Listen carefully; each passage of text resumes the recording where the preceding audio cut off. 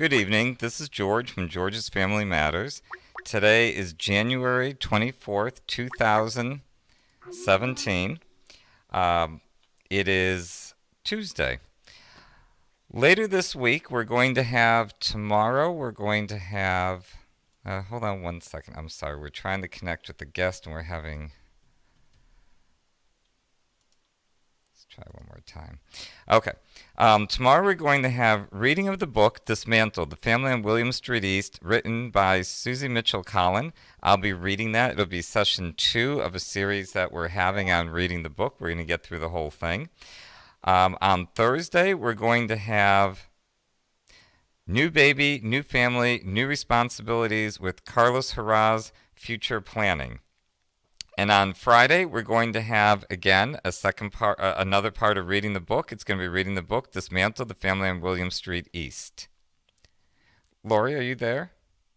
I'm here. Okay, hold on. I'm just introducing the show, and we'll get you on in a second. So we are connected with our guest, which is a really good thing for a show that's a talk show where we need to interview her. I ask that everyone listening to the show, and there's going to be some ads out on Facebook and some other places too, please help us on Thursday. Thursday's show again is New Baby, New Family, New Responsibilities with Carlos Herraz.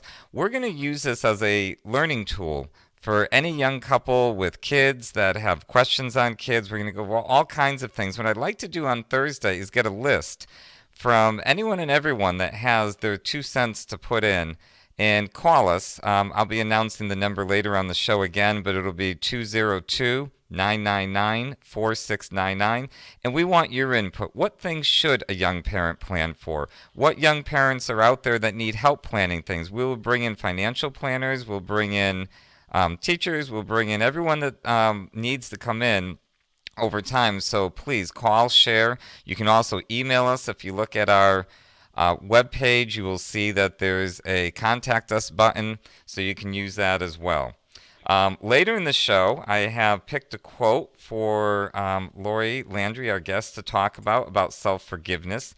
Today's show is Pushes, Pulls, and Fixes with Laurie Landry, the 5-part apology. Laurie Landry is a licensed marriage and family therapist. She's been on our show several times. She's a regular Tuesday guest. So if you have any therapy issues that you'd like to ever talk about, please, again, email those, call in. Email would be the best idea for any kind of new ideas. And today's show actually is by the request of one of our listeners. I won't give her name, but hello, Rebecca. I won't give the whole name anyways. But I'm glad that she asked because we were going to do a show on the 5-part apology. And when we read what she was looking for, we thought we should talk about the whole thing, pushes, pulls, and fixes. Laurie, how are you doing tonight?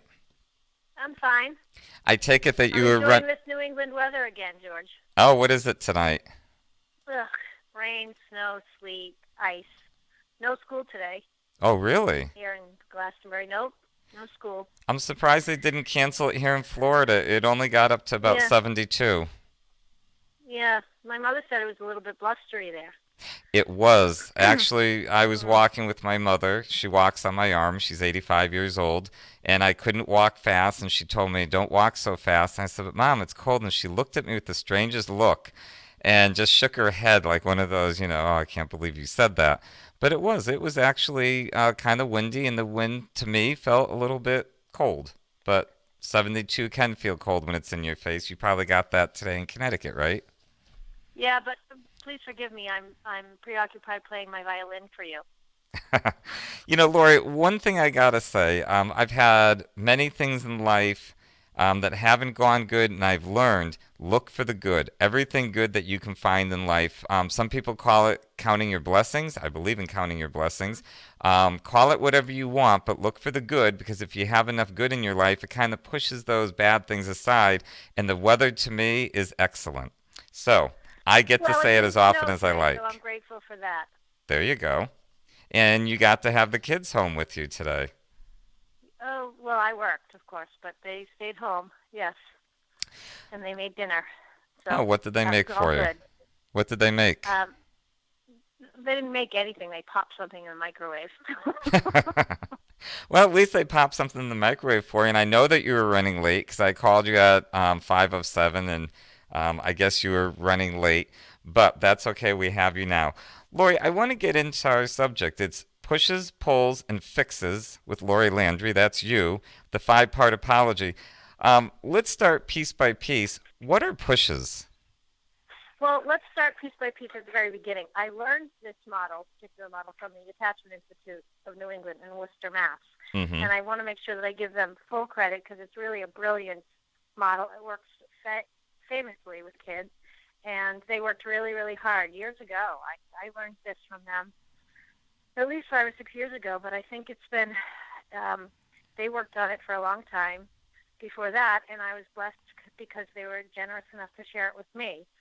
And so I want to give them total credit for it. None of this is my work, although I use it all the time now.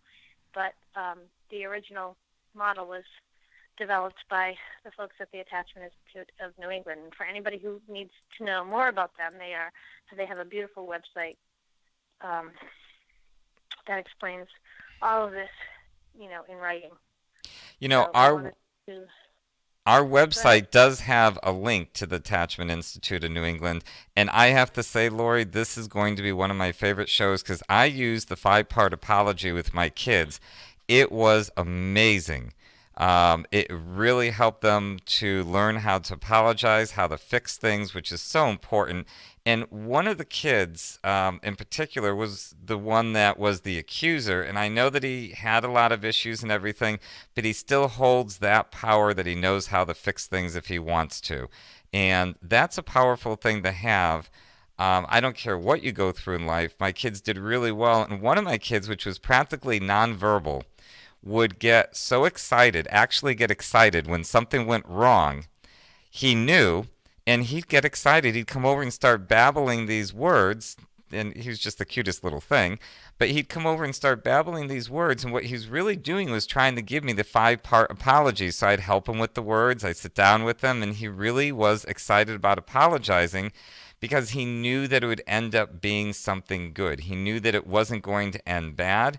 He knew that it was going to end with a hug and us doing something, but I'm not going to give it away. Let's just, start to get into it. But I just want to throw that in because I agree. This is an amazing thing that every adult should have, every child should have.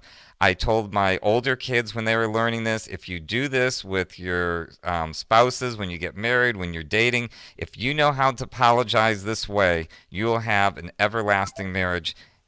And I promised them that. Laura, are you still there? You know what? I just heard a noise, and let me just check where our caller went. We'll get her back on. Yes, we did lose her. Let's get her back on.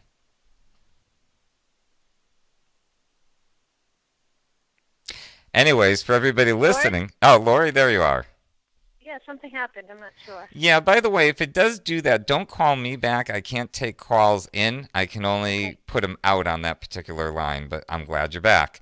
I just gave a little further plug for the New England Attachment Institute. Oh my God, I almost said it wrong. But Lori, so what are pushes?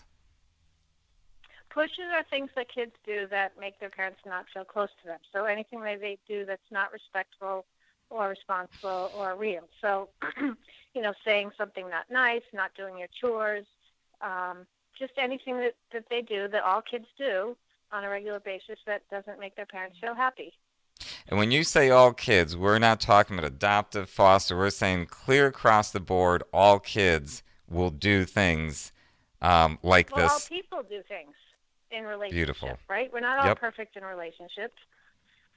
So, we do things that hurt people's feelings and push people away from us all the time. In adults, we do them in all our relationships. And so, I've done them in therapy before and I've had to fix it. So we do it in our work relationships. We do it in our love relationships, our family relationships. We do it all the time. And I think that learning how to fix things and make things right is a skill that people have to, it's a basic relationship skill that it's really important for us to teach our children. so that they can have relationships and know how to fix them and move on. So to use what we're going to So, talk about with the five-part apology that's going to come at the end, the pushes, they don't have to be big pushes, they can be little pushes. of course. Okay. And the pushes encompass really anything that's from a mistake to something that maybe we did purposely. Does that count too? Mhm. Sure. Okay. So anything that we do that we could consider a mistake. What are other words for pushes, I guess? 'Cause I want. Anything that you do that makes somebody not feel important to you.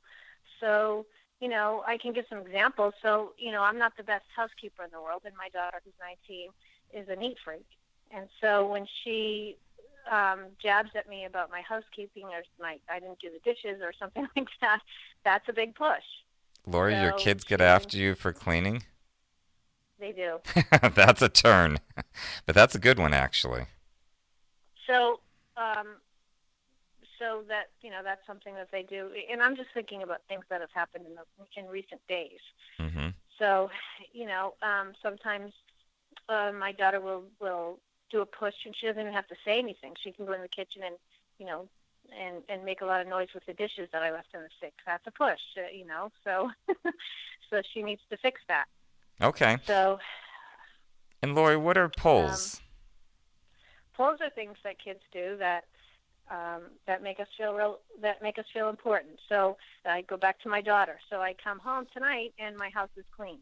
So because she knows that makes me happy. So she cleans up the living room. She does the dishes. And I'm sitting in my living room right now and looking. She lit 2 candles in my living room. Nice smelly candles. I'm not a big candle person. It's not something I would do, but I like it to come home and have my living room smell nice. So Mm-hmm. I know that my son didn't do that. So that's a pull. So my daughter's really good at knowing what makes me happy, and she does that. So she's not sitting out here in the living room smelling it. She knows that I like that. So she did it. So that pulls So you that would be a pull. closer. Well, it makes me feel like she was thinking about me at some point during the day and lit some candles because she knew I was coming home and I would like it, to smell nice, and it looks nice. It looks pretty. Laurie, what are some other words for pulls? What are other phrases that we can use, again, so people can understand exactly what we're talking about? Oh, you put me on the spot here, George. That's good. Um, anything that makes me feel happy, anything that makes my life uh, easier, anything that makes me proud, anything that I, I, you put me on the spot. I can't think of it. I think of things right now, but Well, I'll think of another tell word. me if I'm correct in this. Pushes, to use that word, you're pushing people away by doing something negative, not nice, whatever it is. It pushes them away. Pulling them in, or pulls people closer, pulls you more into the Hmm. relationship. Right. Okay, and with pulls, you said kids, but this is also adults will do pulls. They'll buy flowers. Well, I think that in happy marriages, people pull their spouses closer all the time. They do it. I don't know that they identify those as specific words, but they do it all the time. Otherwise, the person wouldn't stay with them. Mm-hmm. So, happy marriages, spouses make their spouses feel important all the time. Okay. You know what? I think we gave it a great definition because I think this is vocabulary that people don't necessarily associate with relationships, pushes and pulls. So I'm glad we went over this Well, part. I think that the Attachment Institute names them pushes and pulls because that's easy language for children to understand. Mm-hmm. Now, what are fixes? Fixes are things that after you hurt somebody's feelings or made somebody not feel important or special that you do to make it up to them. So, a classic example is, you know, um, historically, traditionally in the media, husbands buy their wives flowers. So that would be a fix. I'm fixing the relationship. I'm trying to, get back in your good graces. Um, but fixes can be all kinds of things that kids can do for and close to them again. So it's repairing relationships. Okay, and Lori, I have with me the printout of it's from the Attachment Institute of New England, and Mhm. it lists the people that worked on it, and I think they're geniuses for coming up with this. And I say this because, again, I've used it personally. I know other people that have used it. You have used it yourself, I'm assuming, with your kids. Mhm. Okay, I think it's amazing. So this is something for everyone. Now, shamefully, our website has a tiny glitch that if you wait until 20 minutes after the show is over, it will be working. So if you look for this in the morning, write yourself a note right now that if you go on our website, you will be able to find it and you will be able to download it. And it's under, I believe it's articles. I'll look for that while you're talking. But it goes over the fixes. It doesn't go over the pushes and pulls. So I think that we define that well, but it does go over the fixes and it talks about teaching children the art of repairing relationships. Mhm. What can you tell me about that? Without getting into steps yet, what can you tell me um, about that in general? About the art of repairing relationships. Yes, please. Well, all relationships get broken at times. That's just the nature of relationships. They're not perfect. And so we all have to learn how to repair, and our parents teach us how to do that in all kinds of different ways. So this is just a model that specifically teaches children who haven't learned that how to do it.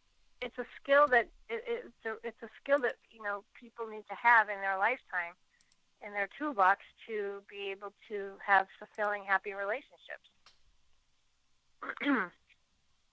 Sorry, I'm clearing my throat again. Oh, that's okay.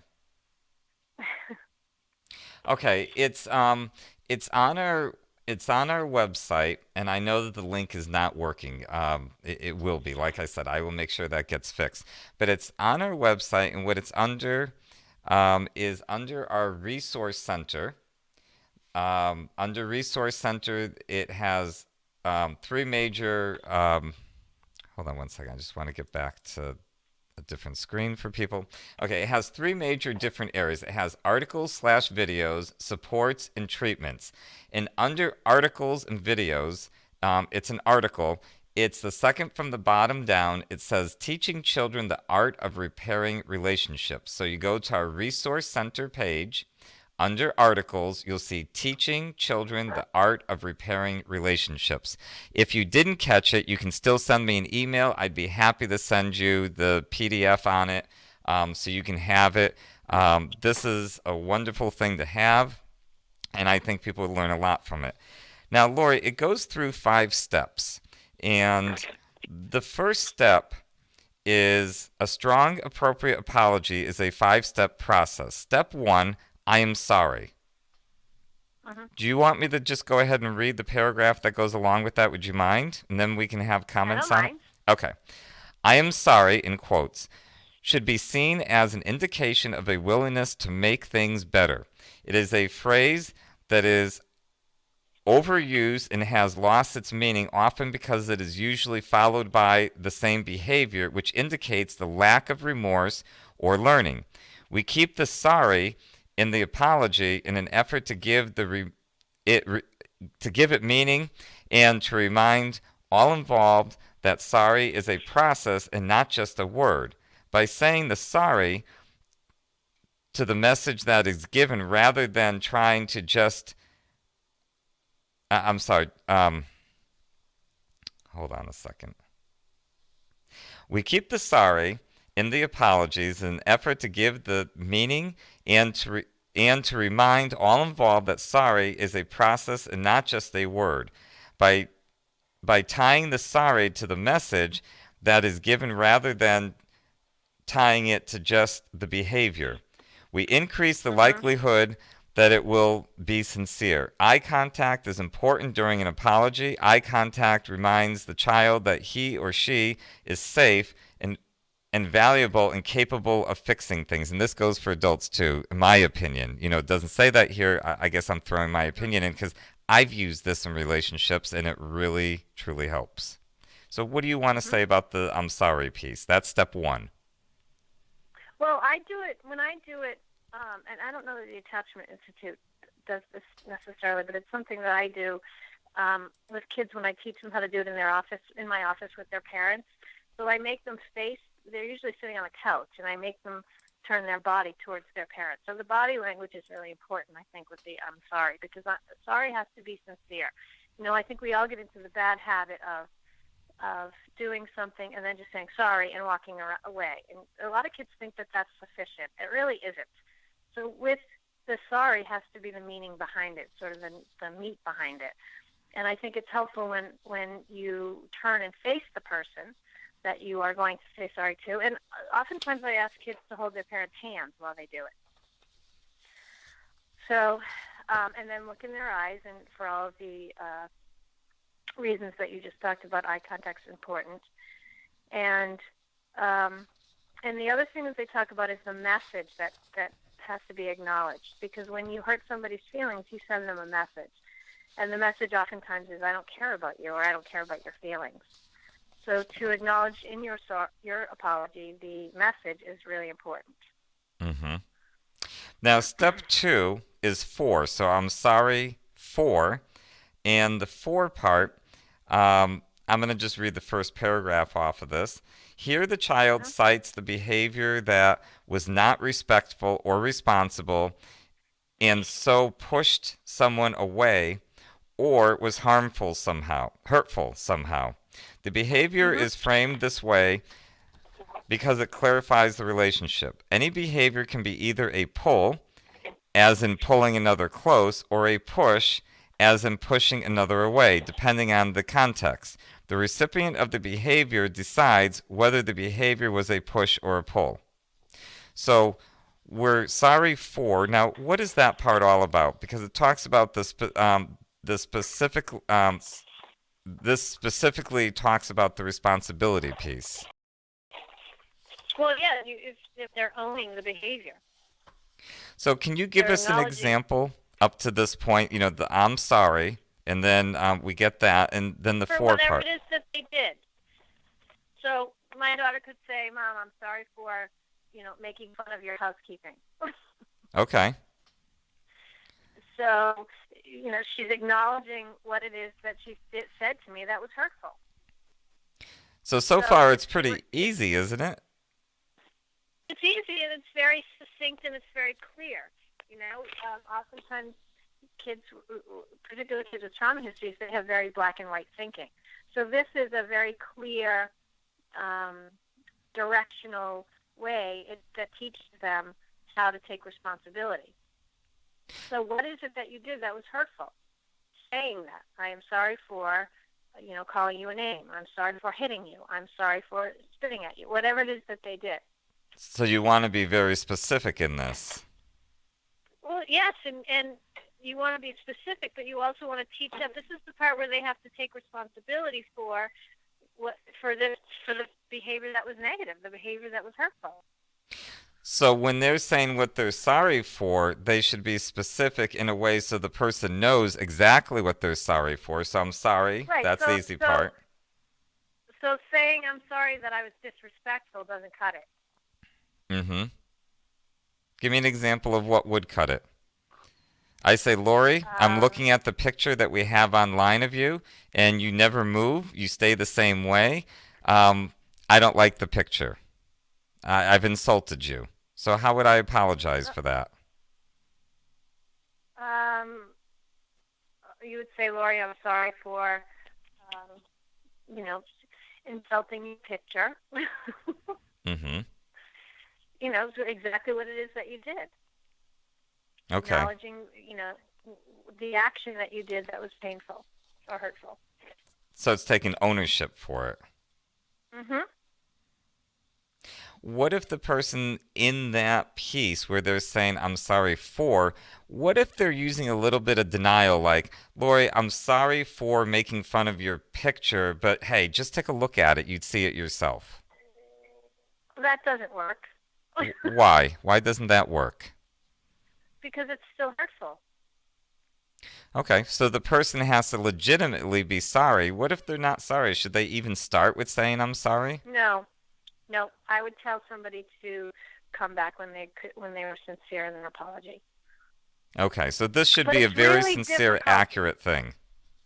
Yeah, it's really difficult for anybody. Think about turning to somebody that you care about and facing them and holding their hands and looking in their eyes and saying, I'm sorry. It's really hard to be, is the word disingenuous? Is that a word? It It's can really be hard. if you use it. It's really difficult not to be genuine when you're facing them in that sort of, in that stance. Would you mind if I read an example? No, I wouldn't mind at all. There are three ways that people often avoid taking full responsibility for their actions. These are minimization, denial, and blame. Minimization is when the person who is making the apology also uses words that would make the behavior smaller or less significant.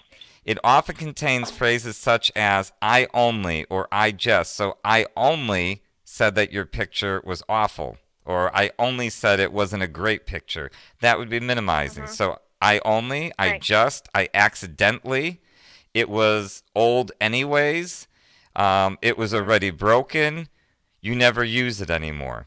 Denial is when the person Hmm. apologizing tries to escape responsibility totally by rejecting participation in the first place. Common phrases include, and again, this is denial, I don't know how it happened, I found it this way. Um, Blame is the most common form of avoidance of responsibility. In blame, the person tries to deflect responsibility by putting someone or something else in focus. Common blaming phrases include, you made me, like you made me say that about your picture because we were looking for an example, but it still wasn't nice, is what we get. But Hmm. um, I wouldn't have done this if you hadn't done that. And I'm not the only one who. Equally unacceptable is when the behavior is blamed on an emotion, as in, I was scared and you made me mad. Anytime someone spends more time in an apology talking about what you did rather than what he himself did, he is not taking responsibility for the actions. So, in this four, we're really taking full responsibility for what we've done and really describing it very well. Is that Hmm. correct? Okay. Hmm. Can we move to step three, or do you want to add anything else for that step? Well, I was just going to give you an example. Oh, I'd I love say this that. to my kids, but they don't mind. Um, so my son, his Do your job is kids to watch the trash. show? No, but they hear me talk about this stuff all the time. I don't think they care that I use them. Okay. But um, so my son's job is to trash, and so um, when he leaves, when I have three dogs, and so once in a while the dogs will get into the trash, and I'll make him come out and clean it up, and he'll say, "Well, you left the door open, or you didn't shut the trash door," or so he'll deflect it to me, something that I did that resulted in the dog getting in the trash. Mm-hmm.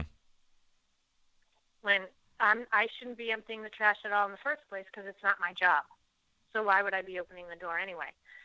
So that's just an example that happens in my house that just came, something, And the other thing is, the kids blame each other a lot, Mm-hmm. And they say, well, I didn't do it. How come she didn't do it? Or how come she doesn't have to do it? Or, but that's common in most households with siblings.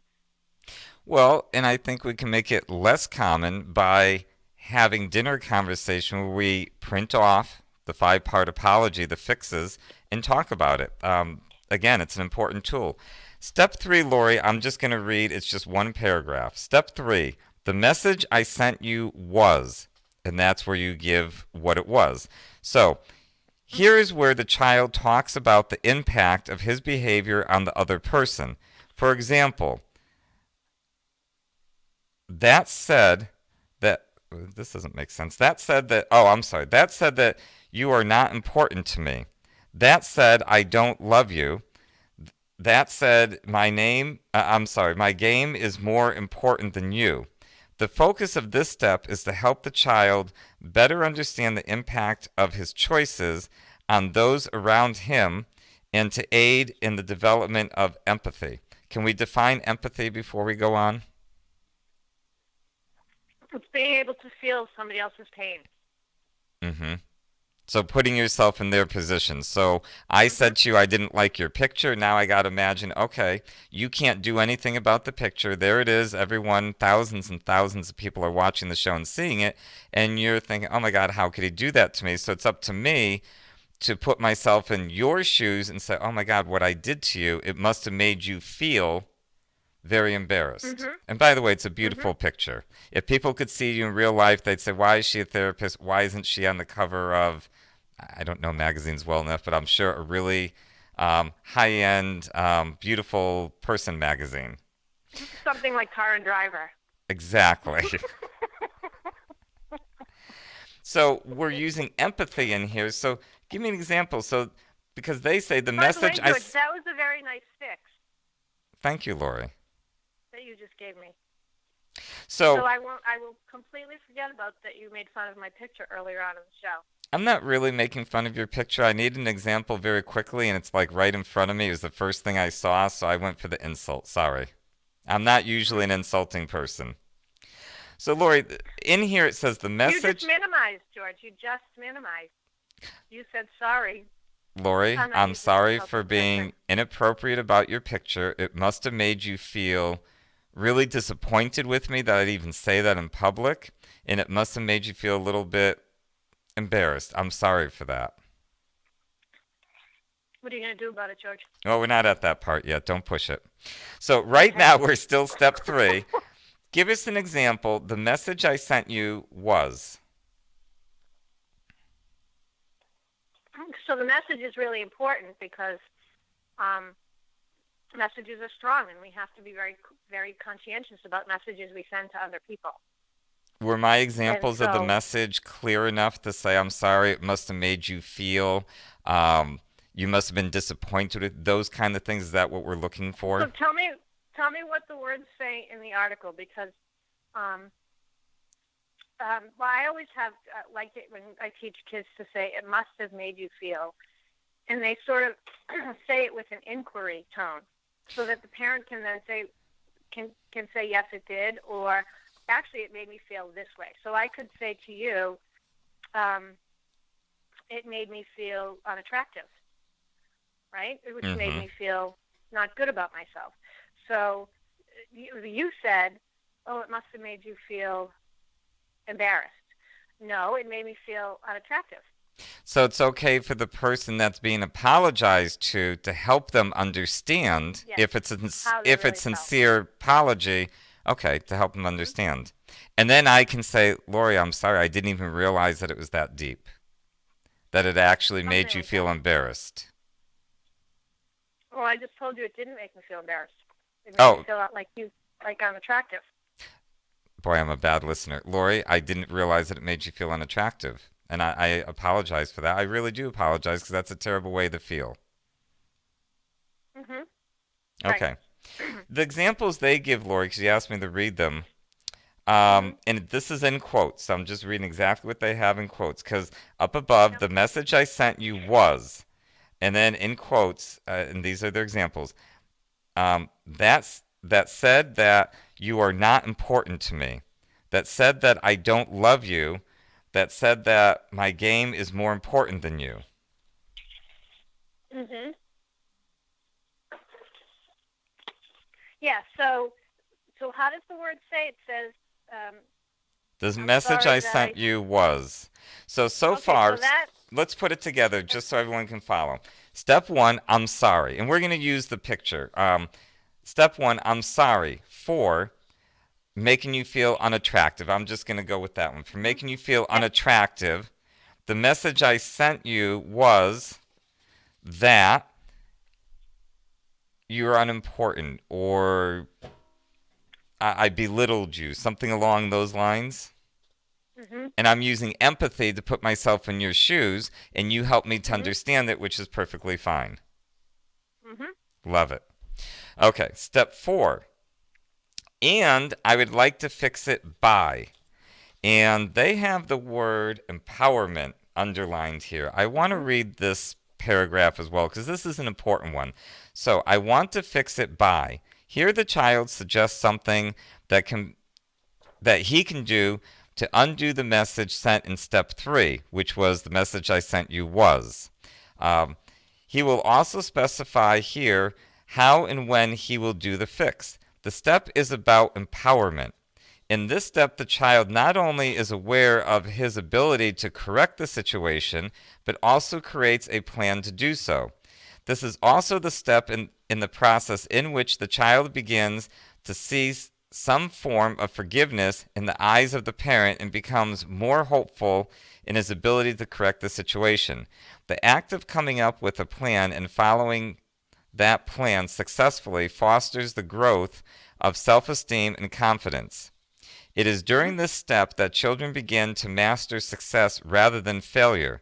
This step offers the child another opportunity to challenge strongly his own beliefs and worthiness and creates hands-on evidence of positive change through positive choices. At first, the parent may need to help the child come up with fixes, or if there is another adult available, the child may ask him or her for help.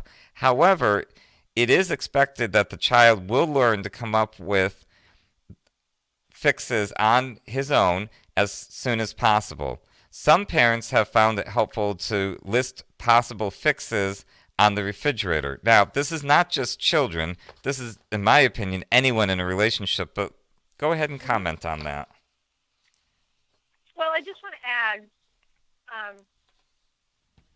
something about the fix, which so if a child needs to do fixes, right, they need to start paying attention to what makes people in relationship happy. Mm-hmm. So if you needed to do a fix for me, you and I are in a rather close relationship. You would come up with something fairly easy because you know me so well of what makes me happy. Mm-hmm. So because you've noticed, because you've been with me a long time and you've known me a long time, so you know the kinds of things that make me happy so that you could come up with a suitable, reasonable fix that would make me happy. So insisting that children do fixes for their parents or their siblings or whomever they hurt, it forces them to notice what makes a person happy. And if you live with somebody, I think it's pretty good practice to know what makes them happy. Mm-hmm. It's not too hard to know if you know the person. No, but sometimes kids are in their own worlds and they don't really notice. You know what? And this forces them to notice what makes their parent happy, and that's a really big relationship skill. Okay, Laurie, step 5. Will you please tell me if that will work? Again, will you please tell me if that will work? And I'm going to read this. It's 2 paragraphs. Since only the person who was wronged or hurt can say if a fix is sufficient, it is important that the child, I'm going to say or adult because I know this is written for children, but boy, it's just so strong. It is important that the child acknowledge this. The step is an agreement between the child and the other person. In this step, the parent acknowledges the plan and agrees that if carried out correctly, it will undo the message sent from the child's poor choice addressed in step 2. In step 2, just to remind everyone, step 2 was the 4 part. I'm sorry, was step 1. 4 is step 2. In other words, I'm sorry for what I did. But so a fix that is done correctly brings 2 people closer together than before the negative behavior occurred. It allows the child to feel good about himself and reduce the shame connected to the negative behaviors. It also helps the parents focus on the child's growth and positive change. Remember that a fix is not simply paying restitution. It also must repair the relationship. Therefore, if a child steals something or breaks something that belongs to another, that object should be replaced and an additional task should be completed to repair the relationship. Fixes should be realistic and in direct proportion to the message sent by the problem behavior. Often the message sent by the behavior is, "You are not important to me." Some examples of how this may be repaired are, doing someone else's chores, preparing a snack meal. We'll let you go over some of those things. But Laurie, before you get into that, I'm going to let you answer that. I'm going to put our phone number up. So if somebody wants to talk about this and ask questions, please feel free to call in. Our phone number is 202-999-4699. You can also email us anytime. Laurie, myself, or someone will get back to you with an answer that's appropriate. If you want this sent to you, the PDF from this, I'll send you the link so you can go to their site directly and get it.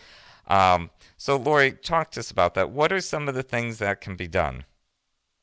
Well, one thing I want to point out is that a fix doesn't have to be a chore. It doesn't have to be something that is labor intensive or, sweeping the floor or making my bed or making me dinner or anything like that. Sometimes a fix can be something that you do in relationship with your parents. So, board games, for example. So if I like to play Parcheesi and my kids don't like Parcheesi at all, they might say, I'd like to fix it by playing a couple of games of Parcheesi with you. So if they wanted to play Scrabble because that was their favorite game, but I didn't like Scrabble so much, that's not as good a fix as playing Parcheesi. Okay. So, a child can pick something that can be pleasant for both the parent and the child. It doesn't have to be a chore. Chores are always good too, and they're needed and important and valuable, but it doesn't have to be. Should the chore be done alone? It doesn't have to be. Isn't it better because we're fixing the relationship that I'll help you clean your car, I'll help you do the dishes? Or is it okay to say, I will clean your car, I will do the dishes? It depends on the relationship. It depends on how old the child is. It depends on, all kinds of different things. Okay. But my daughter's 19 years old. I don't want her to offer to do the dishes with me. I want her to do the dishes. Okay, fair enough. And I like to watch the news at night. There's certain political shows I like to watch. She doesn't like certain ones, but she'll sit and watch one with me because she can do that. And you don't want to ask a 5-year-old to watch a political show with you. So it depends on the age and the child and the relationship and things like that. Okay. Making dinner, though, for example, might be something that you would want to do together because, if you have an 8-year-old and they want to help you make dinner, that's a nice experience because you're teaching. So there's mastery of skill building here. You're teaching them something, and you're enjoying a family activity with them. The other thing I'll say about those kinds of activities is you don't get credit for the fix if the kid has a bad attitude while doing the fix. Say that again. So that needs to be noted. The child doesn't get credit for doing the fix if they do it begrudgingly. Okay. Or they do it in a non-happy. I always say to kids, you're going to do that happy and snappy or grumpy and lumpy. To the little kids, I say that because they have to do the fix happy and snappy because when they do it grumpy and lumpy, it makes the adult feel worse. Mm-hmm. So it's not fixing it. It's I see your point. It makes it worse. It's actually making a bad situation worse. Mm-hmm. Laurie, in summary, this is an 8-page. Well, it should be 8 pages if you print it out the same way that I did. It's 8 pages. On the very last page, they have kind of a review, an outline. I want to read this. How to do a strong apology. And again, it's actually easy. And once you get the steps down, it's very easy. I've done this, and I got to tell you, when I've messed up and I use this, Laurie, I think you would agree, it's magical. The person almost drops their mouth open because they just feel it's so sincere. And if you make it part of who you are, it's a beautiful thing. So a strong apology is a 5-step process. Step 1, saying, I'm sorry.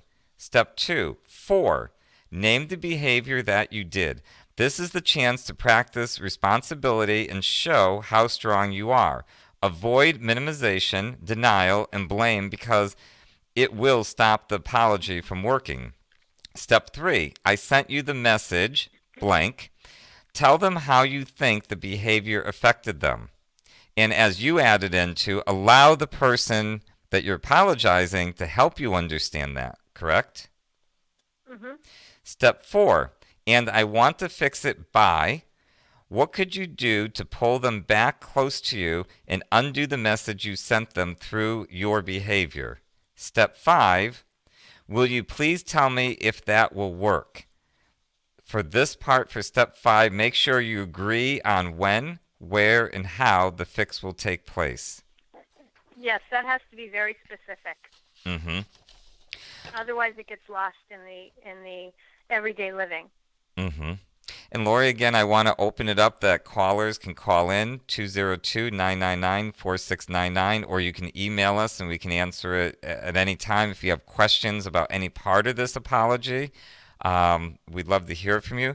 Laurie, I picked out a quote for you, which you know that I like to do, and I do it And every you know I time. don't like this part, but I'll do it, George, for you. Well, thank you, Laurie. You know, that hurt my feelings that you said that, actually. Oh. No, we don't have to do a 5-part apology. All right, Lori, your quote for today that I'd like you to comment on.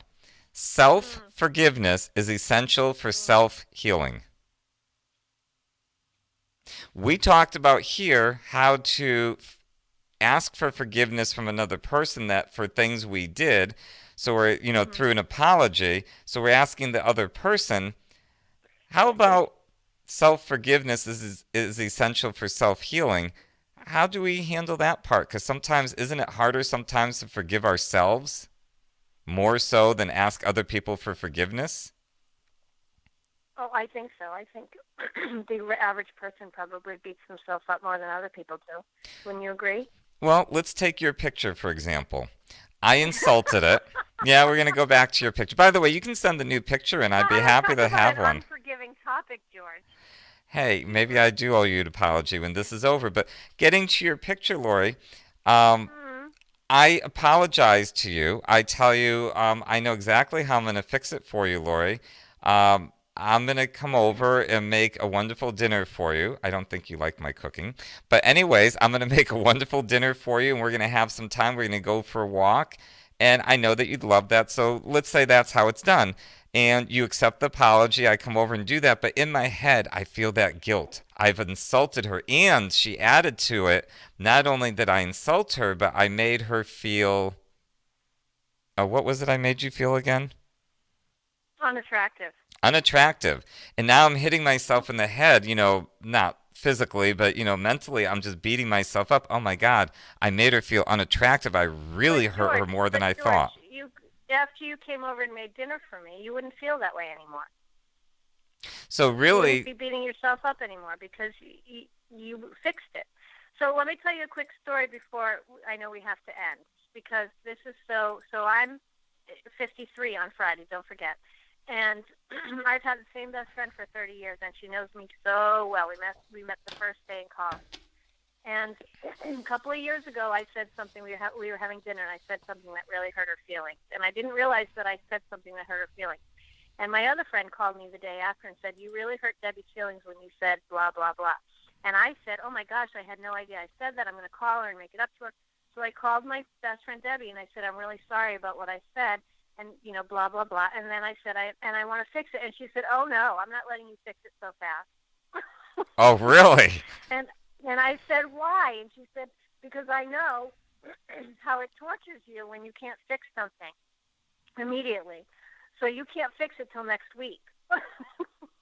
Now, is that a fair thing So for her to say if her feelings no, were she was hurt? just joking. She was just joking. But the point of it is that she knew that I was beating myself up over it, and she wanted to make a point of it. You Mm-hmm. understand what I'm trying to say? Yep. She knew that for me, that I have to fix things immediately in relationship, or I can't feel good. And she also knew that once I did fix it with her, I would feel much better. And the fix really was for me. She was over it. By the time I had called her the next day, she was over it. But I was still upset about it. So, how do we forgive ourselves? Is by asking people for forgiveness. Well, I And think I think I think we can't rely on other people for that. I think people have to learn to understand that they're human and that all humans make mistakes and nobody's perfect. I'm not saying that it's okay. Some of the things that we do and say are okay, but we have to forgive ourselves. There's no other way. so, with this 5-part apology, part of the fix is I fix it for you by making you feel unattractive. but I'm fixing it for myself by coming over and doing something Absolutely. special And that very is probably the lovingly. most, yes, that's the most important piece of this for a child, is it Mm-hmm. helps heal the child. So my daughter's saying to me that, she doesn't like my housekeeping or whatever. I'm over that 30 seconds really after she says it. The fix is really designed to make her feel better about herself and to let her learn that she can fix things. She has to be attentive, obviously, to my feelings. But the bottom line is the fix really is designed for a lot of different ends. But one of the most important ones is for the child to be able to feel good about themselves Mm-hmm. and not live in that shame of I hurt somebody. Laurie, that's what I love about this, the apology, because again, my children learned that with this, they fix it, that I feel better because they did something special for me. And what makes me really feel good is I don't see them beating themselves up. They know that they did Mhm. something, and usually I'd see them walk away happily.